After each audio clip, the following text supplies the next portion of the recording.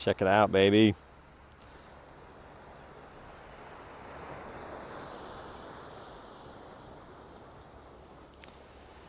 When I was in Durango, I went hiking with this woman, and she often would talk about how she enjoyed going hiking with me because she was able to relive the beauty of why she loves nature. And the fact is that, she's hiked all over the world, and, she's her passport is full of stamps, and, I've been running a company for 10 years, and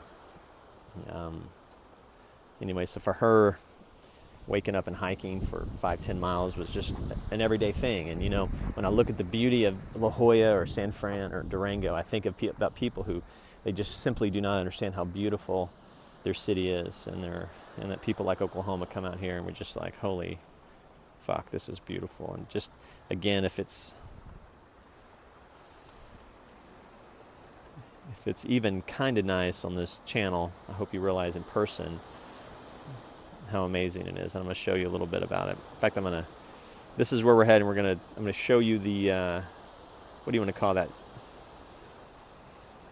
do you want to call that, man? That's one of the things that I do is I sort of name different places, different things. Like, for example, there's a rock as you're heading to Black's Beach that I call Dolphin's Point, because there is a sandstone, a white sandstone that literally looks like a dolphin. So I call it, I'm going to hike, I just mentally think I'm going to hike to Dolphin's Point, of course. And then there's the Avengers House. So find the Avengers House, there's Dolphin's Point. That's a beautiful, beautiful place just to do some ocean yoga, meditate. It's awesome.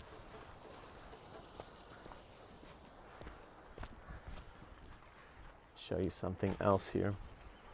Give me 1 second. Show you this bridge. For me, bridges are holy. When I first started hiking in Pagosa Springs, Colorado, sort of where Pagosa was a really cool place. In fact, if you're in Texas, Pagosa is a really, really good place. Okay. Let's see. There's that. If you'll notice,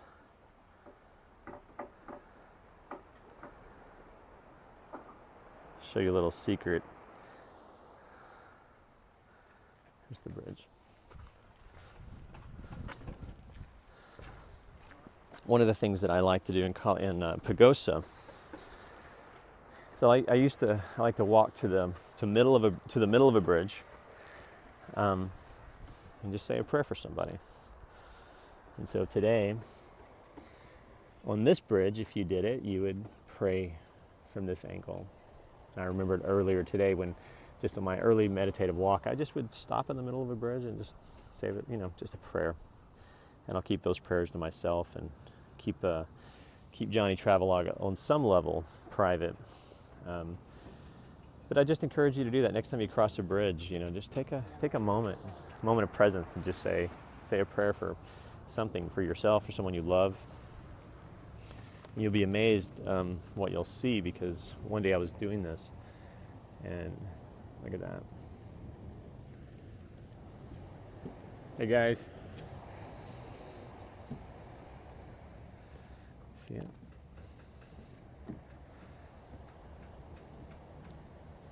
If you'll notice, there's a swing.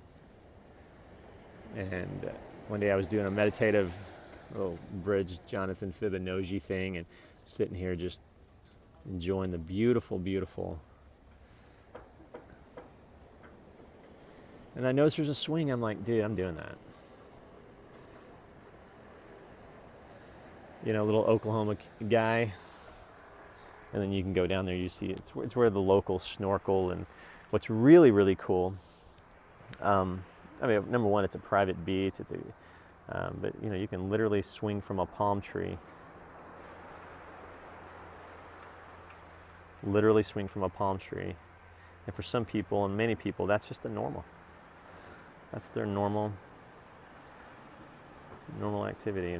And how the city we grow up in has a gives us an emotional set point. And we just sort of operate from that place, you know. For some people, it's their story is I grew up in La Jolla, and I went to private beaches, and of course the palm tree had a swing on it. And what are you talking about? You didn't go to UCLA, you didn't go to USC, you didn't Stanford. Like what are you talking about? Of course you did. And then, you know, you think about, you know, just using the power of the internet. You know, somebody could be watching this channel in Detroit, you know, or they could be watching it in Harlem, or where was Ferguson? Again, he's going there again. But, you know, again, we have to look at our set points and our emotional set points, and we have to remember our souls could be affected by both trauma and bliss. So if this is your normal for the first 20 years of your life, number one, thank your parents. And number two, understand that that's a set point. That's a set point, an emotional set point. We'll talk more about that later. And how you're kind of, we are sort of hardwired into those set points, good or bad. Trauma and bliss set our set points. It's beautiful. Share the problems, of course, and also to Kind of head back here, and I'll tell you kind of an LOL. In fact, I don't know if you saw my Toyota. By the way, Toyota, if you would love to sponsor this travelogue, or Mercedes, I would love. Anyway, this is a true story. I was in Tiburon, and that's where I was going to go see Robin Williams' house, and the roads in Tiburon are very narrow, so I have this big truck, and then I ended up backing into like a retainer. So if you see my truck, you'll see a Tiburon, California scar on the back left. And walking some stairs here. Again, it's just beautiful. That's where we started. You see that white truck? Next to that is my Toyota. Brought to you by Toyota. Jonathan Fibonojji.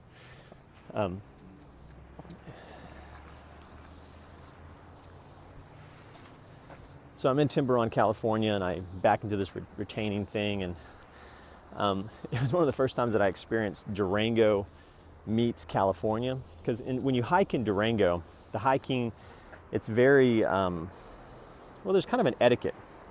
So whenever you're passed by somebody, usually they'll just yell, "On your left." On your left.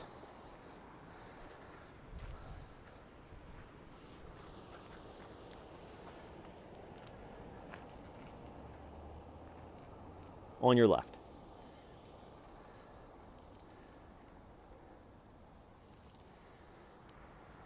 And when they do that, that means that they're going to pass you. And sometimes when and also mountain bikers do it, skiing's done it.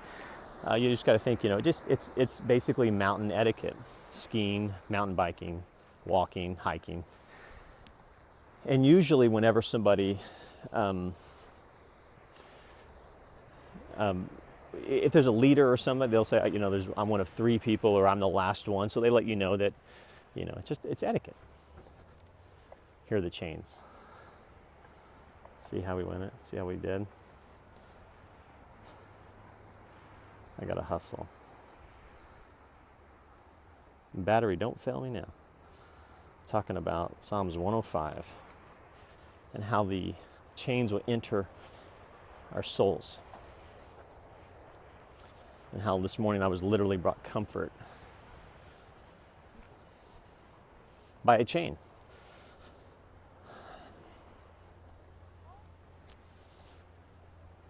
So I was in Tiburon in this really narrow streets, and so I ended up backing literally up this residential mountain kind of area and let this guy go. And he was kind of a service guy, and he says, "We have 2 more in the Mercedes." But the way he said Mercedes was unlike any other way.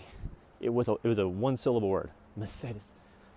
I'm like, I just literally got passed by the left with a guy that said two more in the Mercedes. Mercedes. But it was Mercedes. It was the one, he literally made. You guys have to tell me how to say that. It was really cool. Anyway, Johnny Travelog, Mercedes. Hey guys. How's the gentleman doing today?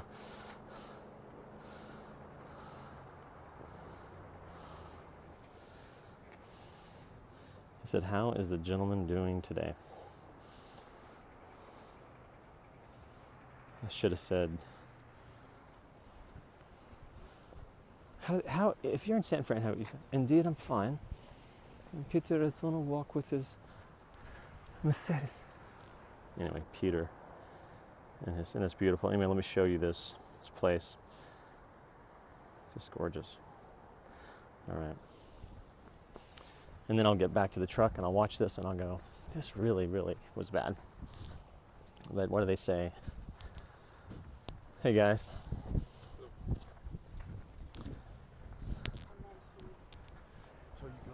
So they say, you watch these and you just go, okay, these really, really were bad.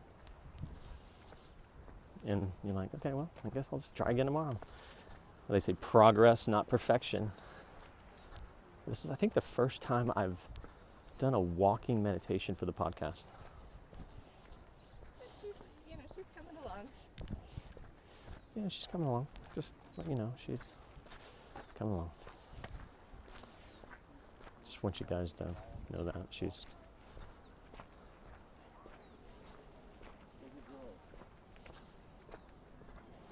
Can go to the office in a second.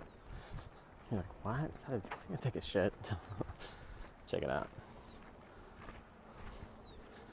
This is that. So I jumped it. Look at that. I'm showing people in Texas how beautiful this place is.